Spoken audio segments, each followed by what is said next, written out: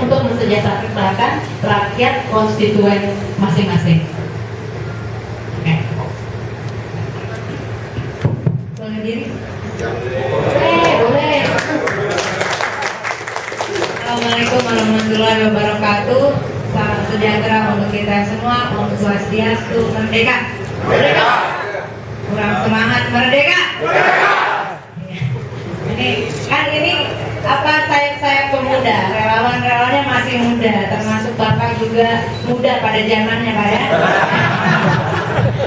Saya senang banget bagi kita ada di sini karena ini adalah sebuah momen yang penting. Kalau boleh mengutip yang dikatakan Soekarno, ini adalah tahun Vivere Periculus. Ya, ini tahun nyerempet bahaya, dan anak muda mesti dan harus berani nyerempet bahaya. Nyerempet bahayanya dalam koridor apa? Dalam koridor konstitusi, dalam koridor hulu ke hilir konstitusi. Jadi roh dan jiwanya harus konstitusional. Ini penting saya sampaikan. Saya 5 tahun kemarin berada di DPR, berasal dari fraksi yang tidak berada di pemerintahan. Nah, perdebatan yang ada pada beberapa waktu terakhir ini membuat saya malu sebagai anggota DPR. Saya malu sebagai anggota DPR. Saya ulangi sekali lagi, saya malu sebagai anggota DPR. Itu membuat kemudian saya harus membaca lagi perdebatan konstitusi kita dirumuskan dalam naskah persiapan Undang-Undang Dasar yang ditulis oleh Muhammad Yamin.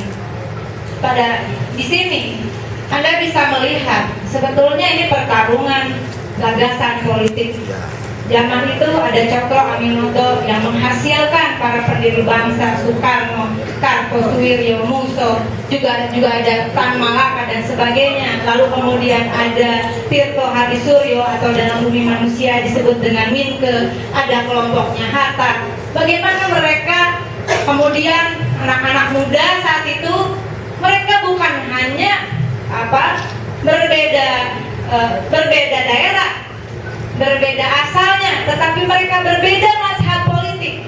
Tetapi Anda bisa baca di sini, ketika ini urusan bangsa, maka mereka bersatu dalam sebuah perdebatan yang begitu indah, perdebatan yang begitu bernas, perdebatan yang substansional. Politiknya bukan politik prosedural, tapi politik substansi.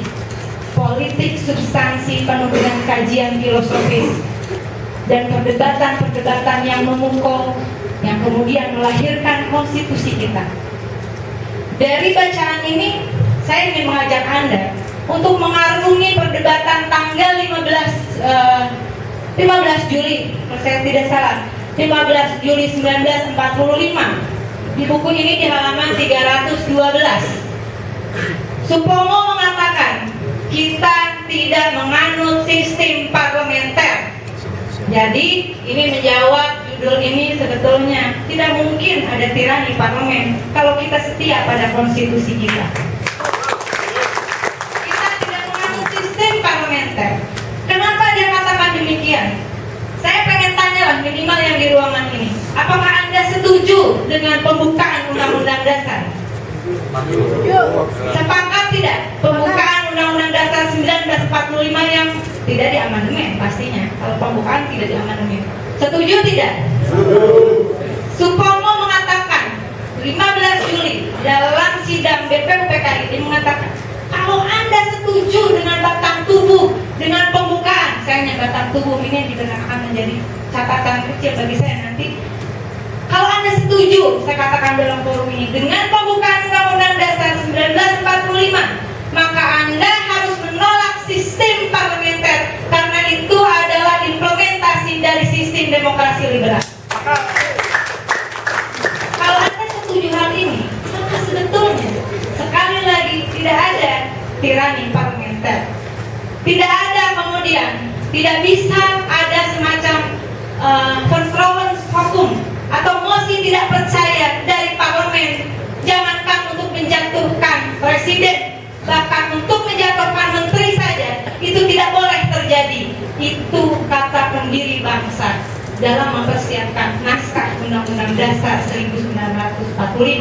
Itu yang harus jadi roh dan jiwa kita. Dengan kita tidak menganut sistem parlementer, maka hal kedua, ini teknis saja, tapi karena saya orang sastra, biasanya saya agak jeli soal bahasa. Karena kekerasan simbolik lewat bahasa itu bisa terjadi. Ya. Jadi, apa yang harus kita lakukan? Berhentilah kita, paling tidak anak muda yang ada dalam ruangan ini, mengatakan koalisi oposisi. Karena dalam sistem parlementer, kita tidak mengenal koalisi atau oposisi. Tidak ada koalisi dalam sistem presidensial. Kita menganut presidensial.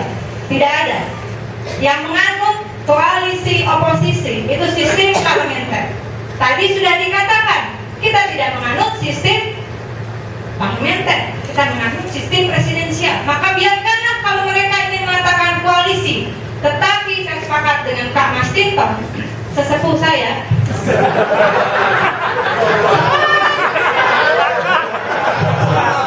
Jangan juga masih belajar demo, dia udah jadi korlat.